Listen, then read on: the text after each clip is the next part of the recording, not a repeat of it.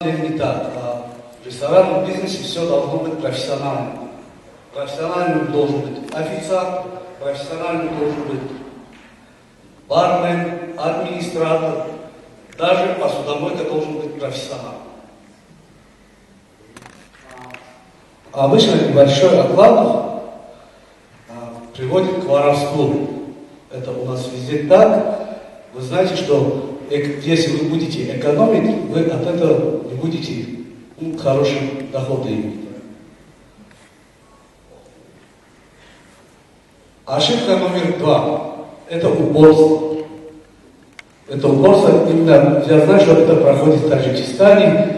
Если ваш ресторан или ваше заведение там 3 месяца не дал никакого результата, лучше бросайте, не теряйте время, лучше займитесь другим. Или, по крайней мере, поменяйте концепт.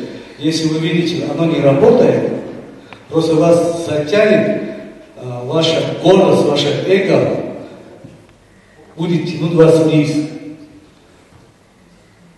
Так что упорство в данной ситуации вредит. Неумение признавать вину. Это у нас есть, вот мы привыкли, всегда мы говорим, что я знаю, мне не интересно другое мнение, и как бы, что скажут люди, я открыл, я работал, у меня не получится. Вот это тоже вредит, это и есть одна тоже ошибка большая.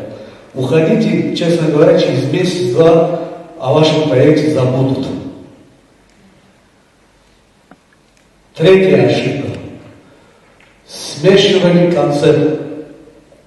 Это у нас встречается в Таджикистане часто. Например, открывая китайский. Здесь я написал, нельзя открыть ресторан китайский и подавать там плов, да? У нас часто встречается, открывает английский ресторан, а там уже подают обычную стандартную европейскую кухню, не работает над меню, не делает концепт, не создает атмосферу под меню.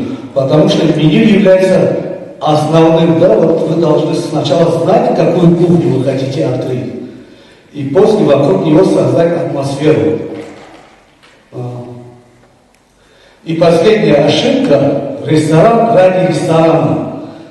Это тоже у нас практикуется. Многие открывают ресторан, чтобы оно было, потом начинают набирать команду. Как бы они задали себе вопрос, ресторан, во-первых, это бизнес. Это, например, заключается там законодательство, технологии. Я вообще не понимаю, как можно без технолога открыть ресторан. Маркетинг, реклама, вы в курсе, как сейчас действует. И самое главное, социальная ответственность. Вы, во-первых, кормите людей, вы в ответе перед человеком, да? Вы должны это осознать. Если вы открываете ресторан, вы в ответе перед народом. И также она ведет ответственность, вы снижаете, не умея открыть и работать, вы снижаете отзывы, именно снижается именно туризм, развитие туризма. Если вы открываете ресторан, вы должны это осознать и после открывать.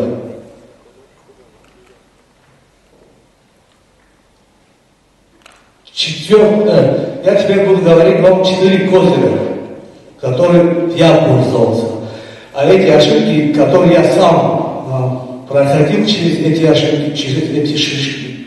Теперь я вам буду говорить о плюшках. Да?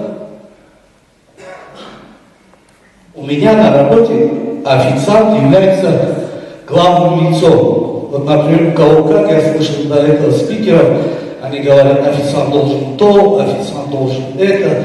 Для меня официант – это тот человек, который создает атмосферу, работает с гостями, и как бы решает все вопросы. У меня официант как форвард, да? Так скажем, как Месси, да, в футболе. Там вся команда играет на форвард. Официант является форвардом. Если официант знает, что он форвард, он будет работать хорошо и будет качественно работать. Повар, не глава, вот там, повар должен быть твоим партнером, ты должен с ним сидеть, общаться, обсуждать, и в то время, если ты примешь повара как партнера, он будет поддерживать твою инициативу, будет поддерживать официанта, как форварда. Бармен, главное в баре, а не в зале. Например, у меня такая система. У меня бармен считается как помощник официанта, так же как раннер, так же как сервировщик. У меня статус бармена помощник официанта. А в многих местах просто ошибаются, они дают много позволяют себе. Но если бар контактный, там сидит за баром люди, он да, какую-то атмосферу создает. А в принципе он помощник официанта. Второй козырь – правильная локация. Я вот, например, в своем опыте, я всегда выбирал правильную локацию. Например, вообще, в принципе, локация должна будет выглядеть так. Если рыбный ресторан, значит, у озера или у речки. Если вы открыли бар, оно должно быть рядом крупных торговых сетях. Если вы открыли ресторан, оно должно быть где-то рядом культурных этих помещений. И вы должны рассчитать стоянку, вы должны рассчитать, вот как будут подъезжать, какой трафик, пробки, вы должны вот эти вещи рассчитывать и открыть локацию. Вот, например, мои практики, что 2 раза я выигрывал, мои козыря, это я открывал в аэропорту ресторан премиум класса и пивную рядом с заводом, пивзаводом, да? Я выбирал, специально открыл такую фишку, это моя фишка. Вы можете этим тоже пользоваться, искать и потом открывать в конце.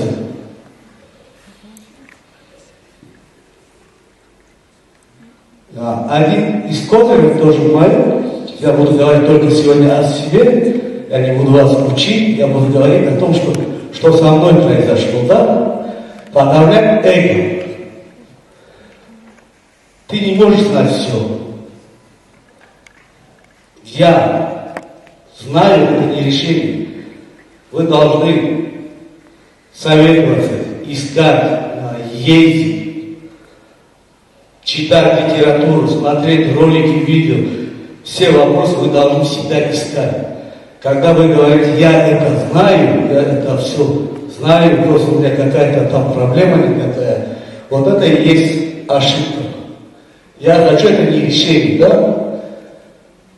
Ресторан, во-первых, не твой собственный, ресторан это то место, например, когда гость приходит, он у тебя покупает стол, сервис, покупает атмосферу. И в тот момент хозяином этого ресторана является твой гость, а не ты. Ты это должен осознать, если будут какие-то там предложения или там жалобы, ты должен принять это адекватно, желательно решать. На месте ты должен решать, да, вопросы. Например, и самый последний козырь, которым я всегда горжусь этим, и то, что у меня получилось, это последний козырь, это скорость. Максимально быстрая подача. Поверьте, она хорошо работает. Вы вот эти стандарты, которые написано, там должен человек ждать 40 минут или 30 минут, это сказки. Один человек из 10 может прийти и сказать вам через 10 минут, через час подали то или иное блюдо.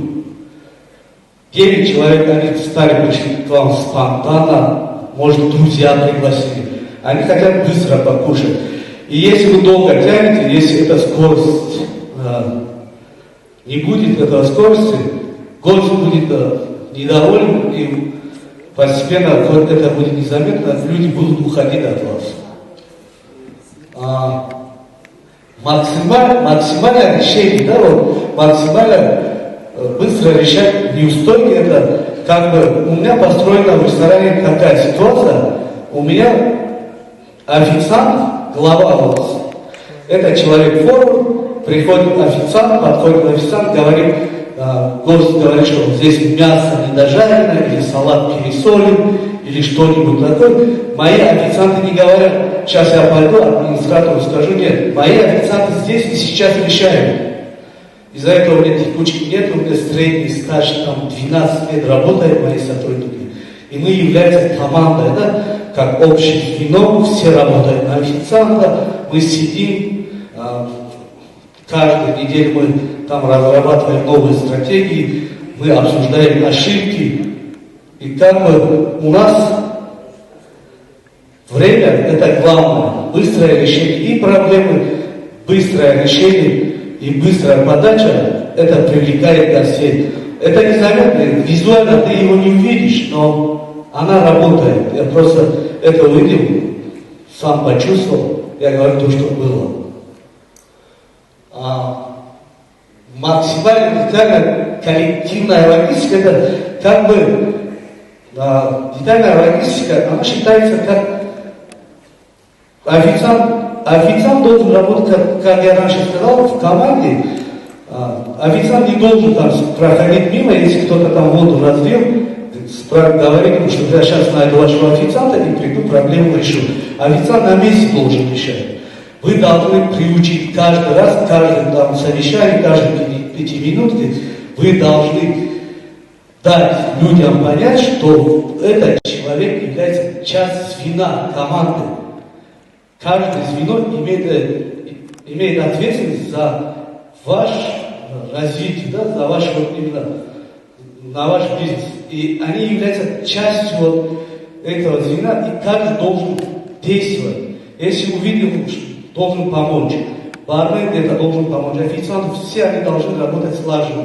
Они так ради того, что вот этого человека уважают или не уважают, они должны уважать тебя. Во-первых, твои принципы, что ты создал команду, и ты являешься там локомотивом, и ты просишь каждый раз, чтобы помогать ради меня, а не ради вот этой девушки, которая тебе нравится или не нравится. Вы помогаете ради меня, и я это прошу у работников, всегда это тоже работает, и в этом я вот, довольствуюсь и считаюсь как бы успешным в нашей отрасли.